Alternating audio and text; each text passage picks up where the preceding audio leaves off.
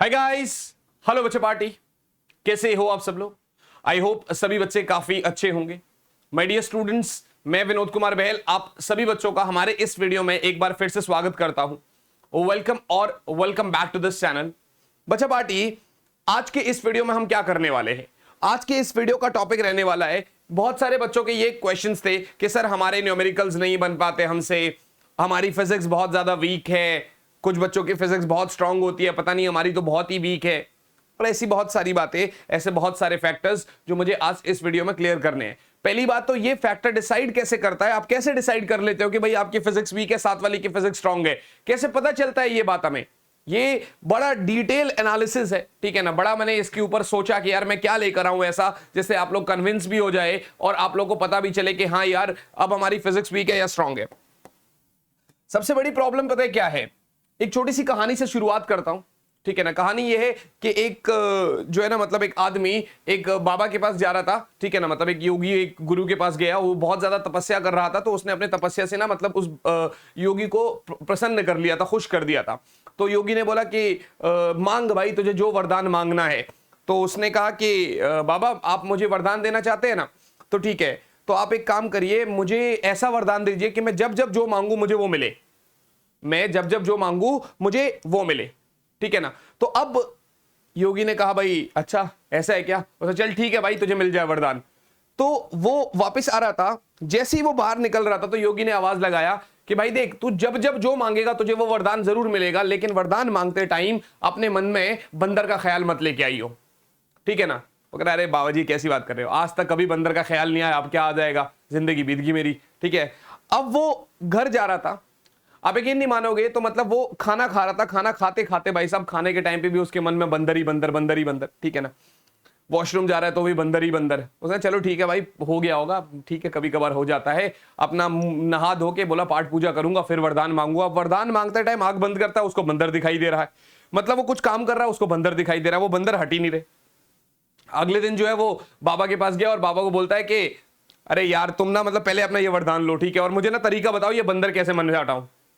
मतलब ये है कुल मिला के कि जिस चीज से हम सबसे ज्यादा भागना चाहते हैं ना, जिस चीज से हम सबसे ज्यादा भागते हैं, वो चीज सबसे ज्यादा हमारा पीछा करती है, ठीक है ना। और यहां पर क्या है ना कि इंसान जो है ना स्ट्रगल मेहनत करने से सबसे ज्यादा भागता है, ठीक है। आप लोगों ने कैसे डिसाइड कर लिया कि आप लोग की फिजिक्स वीक है, ठीक है ना। पहले ये जानना तो पड़ेगा ना भाई, आपकी फिजिक्स वीक है साथ वाले की स्ट्रांग है, तो कैसे हमें पता चलेगा कि भाई मेरी फिजिक्स वीक है और साथ वाले की स्ट्रांग है। सबसे पहले आप ये खुद को जरा एनालाइज करो, ठीक है ना। ये एक कोई भी ए है पर्सन और ये बी पर्सन है। अब ए पर्सन बोलता है सर मेरी ना फिजिक्स बड़ी वीक है, साथ वाली की फिजिक्स बड़ी स्ट्रांग है। ठीक है भाई मैं समझ गया, बिल्कुल अच्छी बात है। यार एक बात बताओ, ये जो ए वाला आदमी है ये पहले खुद को देखेगा तो सही कि मैं कर क्या रहा हूं। अभी पहले आप एक चीज देखो ना कि आप कर क्या रहे हो भाई। बी वाला क्या कर रहा है इज अ डिफरेंट थिंग ना यार। अभी ए वाला क्या कर रहा है उसको देखना पड़ेगा। आइए एक बार देखते हैं, क्या जब आपको आपके टीचर ने फिजिक्स में चैप्टर 1 पढ़ाया तो क्या आपने उसको ऑन द स्पॉट रिवाइज किया, ठीक है। कुछ फैक्टर्स है जो आप एक बार चेक करिए ना जरा क्या है क्या नहीं है, क्योंकि मैं आज आपके सामने रियलिटी चेक्स देने वाला हूं। मैं आपको खुश नहीं करना है इस वीडियो में। हो सकता है ये वीडियो जो है ना बहुत सारे बच्चों को ऐसा लगे अरे पता नहीं मतलब ये क्या ही बोल रहा है, हो सकता है आपको बहुत ज्यादा ऑफेंसिव लगे ये, लेकिन ये सच्चाई है और सच्चाई को एक्सेप्ट करना पड़ेगा। और सीखता वही है, जिंदगी में आगे वही बढ़ता है जो अपनी गलती को एक्सेप्ट करता है, फिर उस गलती के ऊपर काम करता है और फिर वो दोबारा वो गलती नहीं दोहराता। Got it. सो आपने भैया रिवाइज किया, फर्स्ट थिंग। नहीं किया तो फिर वो आपकी गलती है। दूसरा, रिवीजन आपने किस तरीके से करी, कितने कितने दिन में करी, कैसे कैसे करी। जब हम क्वेश्चंस लगा रहे थे तो हम क्वेश्चंस किस तरीके से लगा रहे थे, ठीक है ना, कौन कौन सी बुक्स को फॉलो कर रहे थे। एक बार पहले जरा ये सारी चीजें जान लेते हैं, उसके बाद आगे बढ़ते हैं। सबसे पहली बात यह है कि यार एबेनहाउस करके एक मतलब हमारे साइंटिस्ट बोलो रिसर्च बोलो चाहे, ठीक है ना, तो उन्होंने एक फॉरगेटिंग कर्व और लर्निंग कर्व बनाया था, ठीक है ना। और उन्होंने कहा था कि जब टीचर हमें कोई भी एक टॉपिक पढ़ा देता है, ठीक है ना, टीचर हमें कोई भी टॉपिक पढ़ा देता है बेटा, तो विद इन 2 आवर्स, जैसे मान लो टीचर ने अभी 4 से 5 की क्लास ले ली आपकी, अभी 4 से 5 की क्लास टीचर ने आपकी ले ली, तो आप जो टीचर ने इस क्लास में आपको पढ़ाया है उस क्लास के दौरान आपको वो टॉपिक बहुत अच्छे से आता है, ठीक है ना। ये आपको आपने देख लिया सर क्लास में तो बड़ा अच्छे से समझ में आ जाता है, बाद में समझ ही नहीं आता।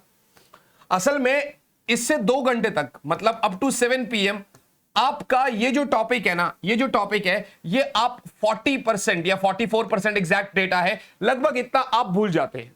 मानी आपके दिमाग में वो टॉपिक लगभग 60% के आसपास है, ठीक है ना। अगले दिन अगर आप इस टॉपिक को देखेंगे तो ये टॉपिक आपके दिमाग में लगभग 45 से 50% के आसपास होगा, ठीक है। 3 दिन बाद आप देखेंगे तो वो 40% रहेगा, और अल्टीमेटली इसी टॉपिक को जब आप 31 दिन बाद देखते हैं, 1 महीने बाद, तो वो कुल मिला के कुछ 10 से 15% के आसपास आपके माइंड में रहता है। और टीचर, आप एक बात बताओ ना, क्या टीचर कोई भी चैप्टर को 1 महीने बाद रिवाइज कराता है? नहीं, टीचर के पास इतना टाइम तो होता नहीं, क्योंकि सिलेबस बहुत ज्यादा होता है। तो वो अगर रिवाइज भी कराएगा तो 3 महीने बाद या 4 महीने बाद या 2.5 महीने बाद करता है। और जब 3 महीने बाद अब टीचर वो चैप्टर रिवाइज कराता है तो कुछ बच्चे कहते हैं हाँ हाँ हाँ हाँ सर ये तो मैंने पढ़ा है, ये तो मैंने पढ़ा है। और कुछ बच्चे कहते हैं सर ये तो पहली बार सुन रहे हैं, इससे पहले तो मैंने ये कभी सुना ही नहीं है, इसमें तो मतलब कोई वैसा ही नहीं है ना। तो थोड़ा सा तरीका होता है भाई। पहली बात, फिजिक्स को स्ट्रॉन्ग करने के लिए ना आपको थोड़ा सा सिस्टमैटिक वे में चलना पड़ेगा। पहला वे ये है कि जब टीचर आपको कोई भी चीज पढ़ा दे बेटा, तो आपको उसको सेम डे रिव्यू करना पड़ेगा, रिवाइज करना पड़ेगा। आपको उसको सेम डे रिव्यू करना पड़ेगा, सेम डे रिवाइज करना पड़ेगा, ठीक है ना। मैं ये नहीं कह रहा कि आप 2 घंटे टीचर ने पढ़ा तो 2 घंटे ही आप पढ़ लो यार, थोड़ा सा देख लो। अगर आपको क्लास में बहुत अच्छे से आपका फोकस था और आपने सब कुछ पढ़ लिया, तो अब अगर आप आधा घंटा भी देखोगे ना तो वो चीजें एटलीस्ट आपके दिमाग में ना वो थोड़ी सी स्ट्रांग हो जाएगी। अगले दिन भाई सेम डे हो गया, नेक्स्ट डे तो यार आपको उसका रिवाइज करना ही करना है, ठीक है ना। और इसी को थर्ड डे भी रिवाइज करना है, ठीक है ना। तो ये जाके फिर आपका स्ट्रांग हो जाता है। और फिर इसको जो है ना आप भले ही 7 दिन बाद नहीं भी कर सके तो 15 दिन बाद एक बार रिवाइज कर लो, एक बार 1 महीने बाद रिवाइज कर लो। अब आप कहते हो सर 5 बार रिवाइज कर लो एक ही चीज को, कैसी बात कर रहे हो? बेटा मैं सच बता रहा हूं, यहां हो सकता है आपको 2 घंटे लगे इस चीज को करने में, ठीक है ना। यहां आपको वही 2 घंटे का 1.5 घंटा बन जाएगा। हो सकता है यहां पर वही चीज आप 45 मिनट में रिवाइज कर सको, इधर आप वही चीज 15 मिनट में रिवाइज कर। नहीं भरोसा तो एक बार करके देख लो, आपको आइडिया लग जाएगा। पहली बात तो ये, तो क्या आप ये फॉलो कर रहे हो? और अगर नहीं फॉलो कर रहे हो तो आपको कोई हक नहीं बनता ये बोलने का कि मेरी फिजिक्स वीक है, क्योंकि यार आप फिजिक्स को स्ट्रॉन्ग करने के लिए काम ही नहीं कर रहे हो, या कोई भी सब्जेक्ट को स्ट्रॉन्ग करने के लिए काम ही नहीं कर रहे हो, और आप मुझे कह रहे हो कि मेरी फिजिक्स वीक है। हाँ भाई, आप खुद सोच के देखो ना यार, ये तो वही वाली बात है। 7 वाले की फिजिक्स अच्छी है सर, टीचर जब क्लास में क्वेश्चन देता है तो हमें जो है ना वो क्वेश्चन नहीं आता, 7 वाले का आ जाता है। अरे 7 वाले ने मेहनत भी तो करी है ना उसके ऊपर, 7 वाले ने घर पे क्वेश्चंस भी लगाए।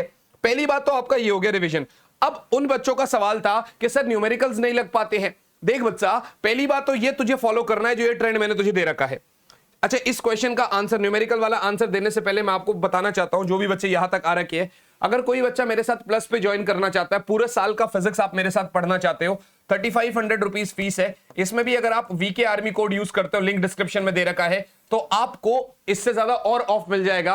यही चीज आपको 2500 3000 ऐसा करके कुछ रेट में मिल सकता है, डिपेंड करता है कब कब क्या कब ऐसे पॉसिबल डिस्काउंट चल रहा है। तो ये आप जो है ना मतलब ले सकते हो, वीके आर्मी कोड आप यूज कर लो और पूरे साल आप मेरे साथ फिजिक्स पढ़ सकते हो, अब से लेकर जब तक आपके बोर्ड्स नहीं हुए हैं। बहुत बढ़िया तरीके से पढ़ाई होती है, यहां पर मैं पूरा रेगुलर रहता हूं, हर दिन क्लासेस होती है, मंडे टू फ्राइडे क्लासेस होती है। कभी कभार अगर बीच में वीकडेज में मिस हो गई तो वो सैटरडे संडे में ले लेता हूं, बट आपकी यहां पर क्लासेस होते हैं। आप मेरे साथ 1-on-1 हैंड रेस करके मुझसे डाउट पूछ सकते हैं।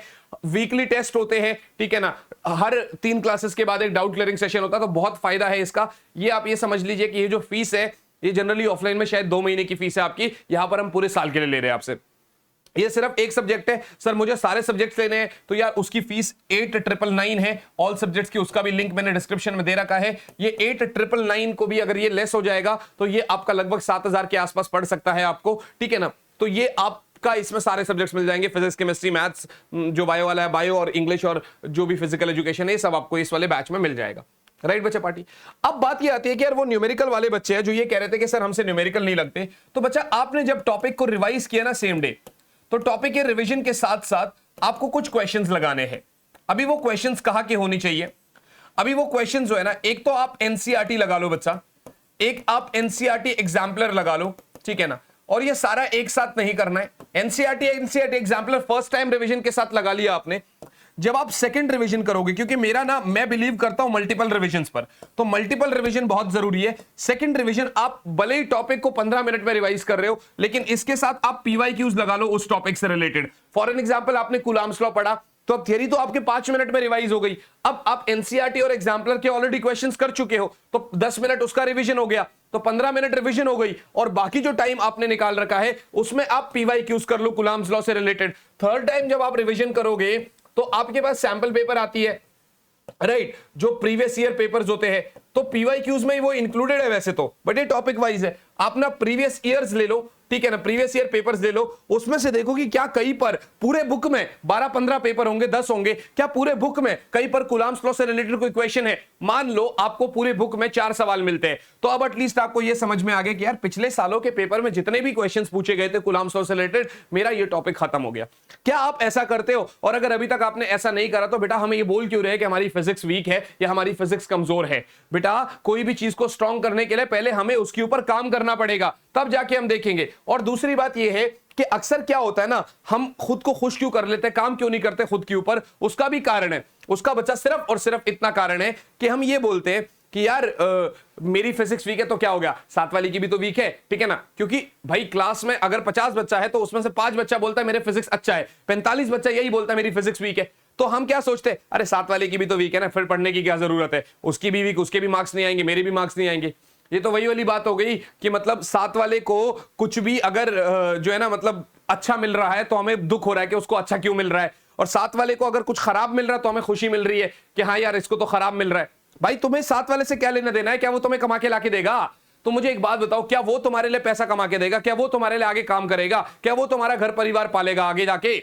तुम्हें खुद ही करना है ना सब कुछ। तो जब तुम्हें खुद ही करना है तो तुम्हें यार काम करना पड़ेगा। मेरे आज इस वीडियो में मैंने कोई बहुत सारी बातें नहीं बताई कि भाई ये चीज कर लो, ऐसे कर लो। हाँ, रूटीन होता है, 21 दिन तक अगर आप कोई भी चीज करते हो तो वो आपकी हैबिट बन जाती है। उसके बाद अगर आप उस चीज को मतलब कोई भी चीज को आप 3 महीने तक करते हो, 90 दिन तक, तो वो आपका एक हिसाब से लाइफस्टाइल बन जाता है। वो आप ये समझ लो कि ये बहुत सारी किताबों में लिखा हुआ कि उसके बाद फिर आप मजबूरी में जबरदस्ती काम नहीं करते, फिर वो आप खुद से हो जाता है। अगर आप 21 दिन तक रोज रात को 10 बजे सो रहे हो तो 21 दिन के बाद आप शायद हो सकता है थोड़ा दिमाग में आए कि यार 10 नहीं 10:30 या 9:30, ऐसा शायद ना आए। लेकिन अगर उसने उसी चीज को आपने 3 महीने तक कर लिया तो भैया फिर 91 वाले डे पे आपका बॉडी उस तरीके से सेट हो चुका है कि 9:30 9:45 होती आपको नींद आने लग जाएगी और 10 बजे आप सो जाओगे।